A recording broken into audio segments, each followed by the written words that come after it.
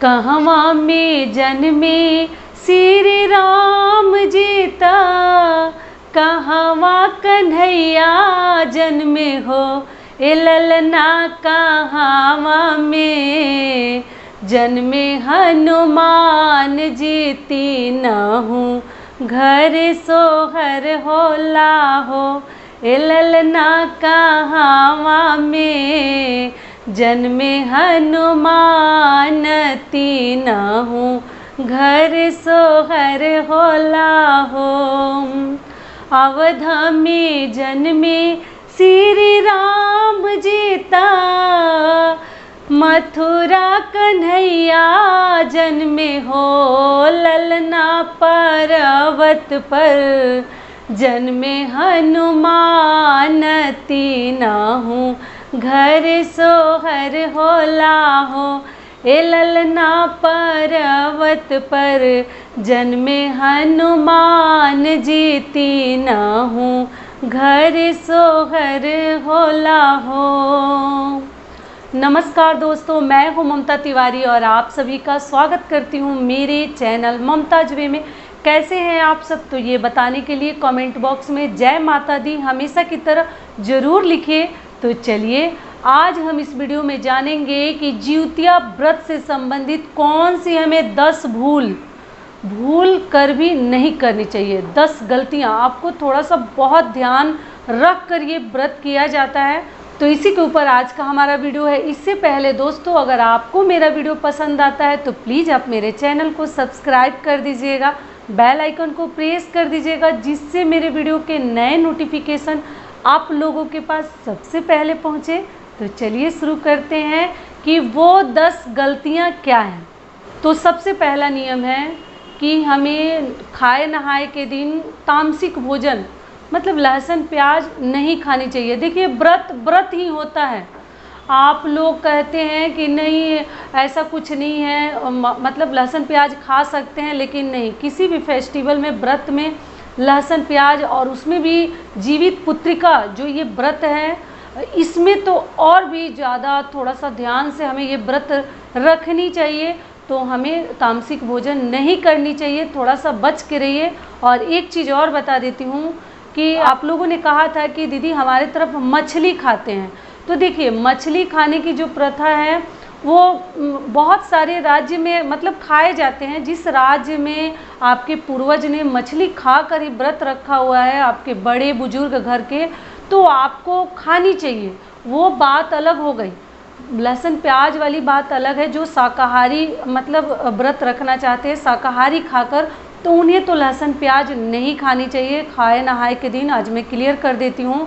और मछली की रही बात, तो वो अगर आपके घर में बहुत सारे मतलब घरों में मछली और मड़ुआ की रोटी खाकर और नोनी का साग ये चीज़ खाकर भी व्रत रखा जाता है। तो अगर आपके घर में ये प्रथा चलते आई है तो आप मछली ज़रूर खाइए। आप लहसुन प्याज कौन सा बड़ा चीज़ है, जब मछली खाना है तो आप आराम से खाकर व्रत रखिए। ऐसा नहीं है कि मैं अगर बताई हूँ कि लहसुन प्याज नहीं खानी है तो आप अपना मतलब मेरे हिसाब से कीजिए, ऐसी बात नहीं है। अगर आपके घर में उस प्रकार से हो रहा है नियम, तो आपको अपने घर के ही रीति रिवाज को लेकर चलनी चाहिए। तो आप मछली आराम से खा सकती हैं, लेकिन जो शाकाहारी हैं उन्हें लहसुन प्याज नहीं खानी चाहिए खाए नहाए के दिन या व्रत के दौरान कभी भी। जैसे पारण के दिन भी हमें नहीं करनी चाहिए। जो शाकाहारी होकर व्रत रखना चाहते हैं मतलब खा पी कर, तो वो ना खाएं। ये हो गया हमारा पहला नियम। दूसरा नियम क्या है कि सरगी बहुत सारे लोग नहीं खाते हैं, तो अपने अपने घर की प्रथा है। लेकिन हमारे तरफ मतलब चिल्लो सियारन को दिया जाता है, तो हम लोग देकर और वही चीज़ प्रसाद के रूप में खाकर ही व्रत रखते हैं। लेकिन अगर आपके घर में सरगी नहीं खाया जाता तो कोई ज़बरदस्ती नहीं है, आप मत खाइए। क्योंकि बहुत सारे लोग हैं जैसे 12 बजे रात के बाद पानी वगैरह नहीं पीते, तो ऐसा कुछ नहीं है। देखिए, सूर्योदय से ही हमारे घर मतलब हमारे तरफ गिनती होती है दिन की। तो आप जैसे 2:30 से 3 बजे के बीच में सरगी खा सकते हैं। सरगी में भोजन तो नहीं खाया जाता, सबसे इतना आसान नहीं है उस समय भोजन खाना और उसको पचाना, लेकिन जूस पानी वगैरह हम थोड़ा सा पी लेते हैं तो हमें राहत मिलती है। तो आप पी सकते हैं। और आपको एक चीज़ ध्यान रखनी है कि सर्दी में कभी भी नमक वाली चीज़ें आपको नहीं खानी चाहिए। कुछ भी खाइए, फल फ्रूट खाइए, मिठाई खाइए, आप दही चिवड़ा भी खाते हैं, और बिना नमक वाली तोरई की सब्जी और पूरी जो चढ़ाते हैं हम चिल्लो और सियारन को, वो चीज़ ही हमें खाकर व्रत रखनी चाहिए। बहुत सारा मत खाइए, बस नियम कर लीजिए, क्योंकि खाया नहीं जाता है। लेकिन नमक वाली चीज़ें आपको थोड़ा सा ध्यान रखनी चाहिए, बिल्कुल मत खाइएगा। तो ये हो गया हमारा दूसरा नियम। तीसरा नियम क्या है कि अगर आप किसी रोग से बहुत अधिक ग्रसित हैं, आपको बहुत तबीयत खराब है, तो देखिए जान है तभी जहान है, आपको ज़बरदस्ती अपने स्वास्थ्य से खिलवाड़ नहीं करनी चाहिए। अगर तबीयत खराब है तो आप व्रत नहीं भी कर सकती हैं। ऐसा नहीं है कि हमारा व्रत टूट जाएगा, नहीं कर पाएंगे। देखिए शरीर सबसे इम्पॉर्टेंट चीज़ है। अगर शरीर साथ नहीं दे रहा है तो आपको व्रत का संकल्प नहीं लेनी चाहिए। व्रत के लिए आपको थोड़ा सा भी मतलब लगे कि हम नहीं कर सकते हैं, हम सक्षम नहीं हैं, ज़बरदस्ती आपको व्रत नहीं करनी चाहिए, क्योंकि शरीर से ज़बरदस्ती लड़ना हमारे लिए बिल्कुल सही नहीं होता। तबीयत खराब है तो आप बिल्कुल व्रत मत कीजिए, वर्जित है। किसी भी रोग से अगर आप ग्रसित हैं तो आपको व्रत नहीं करनी चाहिए। बहुत सारे लोग उद्यापन भी कर देते हैं। ऐसा नहीं है कि उम्र हो गया और हम करते जा रहे हैं, जिएंगे तब तक करेंगे, ऐसी कोई बात नहीं है। अगर शरीर आपका साथ नहीं दे रहा तो आपको उद्यापन कर देनी चाहिए। तो ये हो गया हमारा तीसरा नियम। चौथा नियम क्या है कि मान लीजिए आपको मैं दान करने के लिए बहुत सारी चीज़ें बताई हूँ कि चावल, आटा, जितिया, पैसा, मतलब अनाज वगैरह दान करनी है। साथ में एक चीज़ और दान कीजिएगा, वो क्या है कि ये बच्चों का व्रत है, संतान के लिए ये व्रत है, तो आपको ना छोटे छोटे बच्चों के यूज वाले चीज़ें भी आप दान कर सकते हैं। जैसे आजकल बच्चे सबसे अधिक खुश होते हैं खिलौने पे, तो अगर आप चाहें, अगर भगवान का दिया हुआ आपके पास हर चीज़ है, तो आप दान में खिलौने भी दान करके बच्चों में वितरण कर सकते हैं। या बच्चों के लिए और भी कुछ चीज़ अगर आप दान करना चाहें तो आप दान की चीज़ों के साथ वो भी दान कर सकते हैं। तो इस प्रकार से आप चाहिए तो बच्चों के लिए भी कुछ भी दान करके उन्हें दे सकते हैं। तो ये हो गया हमारा चौथा नियम। पांचवा नियम क्या है कि कभी भी हमें जितिया व्रत में मतलब कलरफुल, जो कि मैं बहुत पहले से ही बताते आ रही हूँ, कलरफुल साड़ी पहनिए। ऐसा ना हो कि एकदम लाइट कलर, ब्लू, काला, नीला, ये सब मत पहनिए।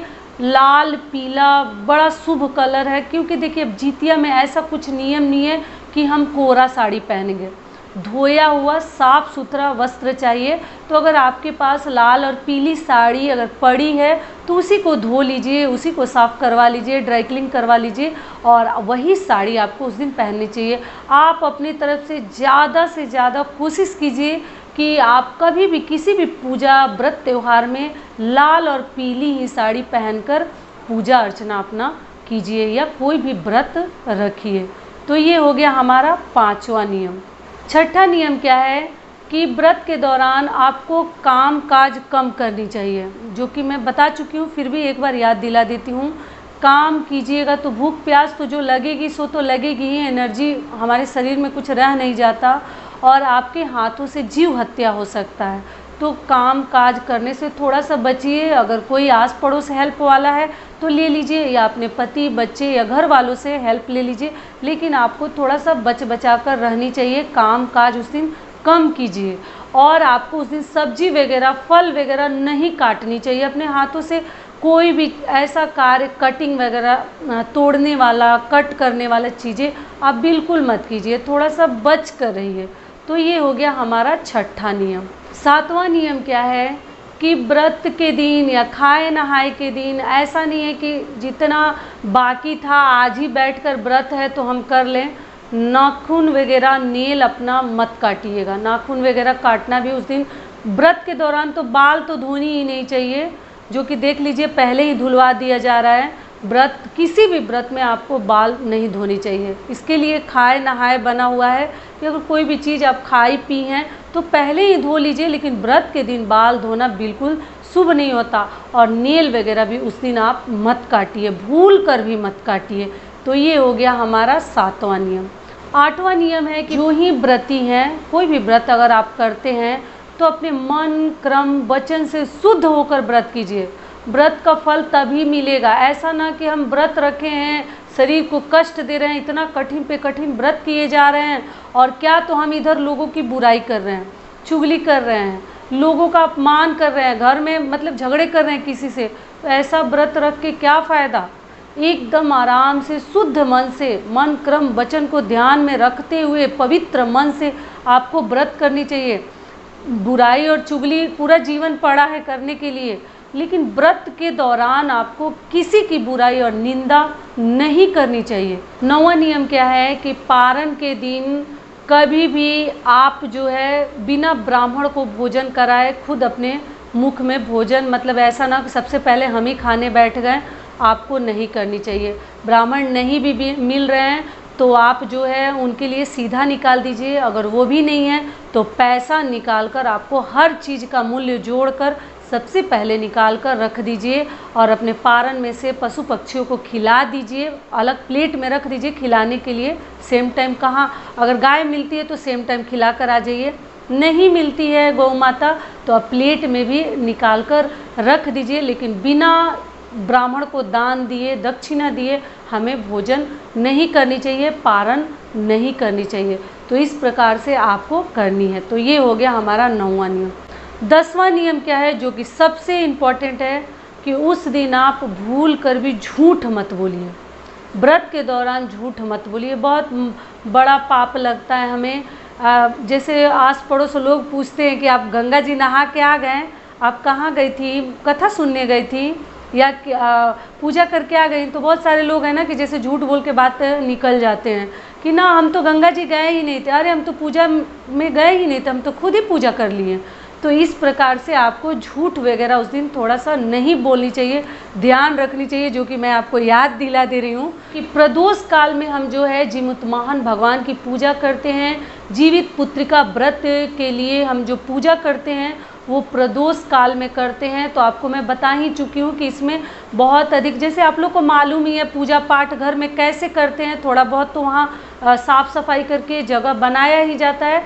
तो इसमें ऐसा नहीं है कि बहुत कलश वगैरह रखना है, चावल, अक्षत और दिया वगैरह साइड में भी जला सकते हैं, लेकिन आम का पल्लो, फूल वगैरह मिले तो थोड़ा सा पूजा में इस्तेमाल कीजिए। कलश एक रख दीजिए, एक साफ़ सुथरा जगह चुन लीजिए, चयन कर लीजिए और वहाँ पर अच्छे से कलश वगैरह रख कर, और मैं बता चुकी हूँ कि चिल्लो, सियारन और जीमूतवाहन भगवान की प्रतिमा बनाकर, गणेश जी की भी प्रतिमा अगर आप चाहें तो बनाकर वहाँ पूजा अर्चना कर सकते हैं। फूल वगैरह चढ़ा सकते हैं, माला वगैरह चढ़ा सकते हैं। अपनी जो जीतिया है उसको कलश में लपेट कर ही आपको बैठकर पूजा पाठ करनी चाहिए। प्रदोष काल में जो अष्टमी तिथि में हम करते हैं, व्रत रखते हैं, तो इस प्रकार से अपना पूजा पाठ कीजिए। आम का पल्लो वगैरह मिले तो वो भी कलश में डाल दीजिए, पैसा वगैरह डाल दीजिए, फूल, अक्षत, रोली। आपको तो मालूम ही है पूजा कैसे करनी है, हर घर में पूजा होती है।